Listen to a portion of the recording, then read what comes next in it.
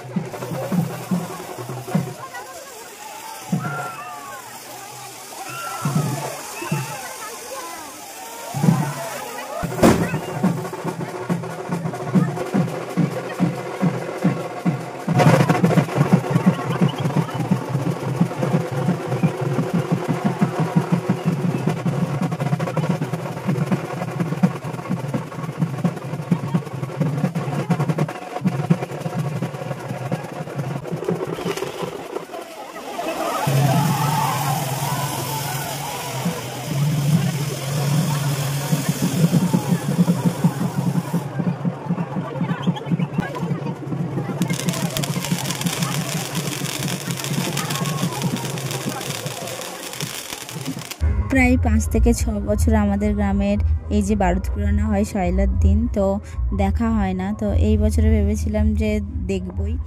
তো অন্য অন্য বছর কি হয়, প্রচণ্ড পরিমাণে ঘুম এসে যায় আর ভালো লাগে না যেতে।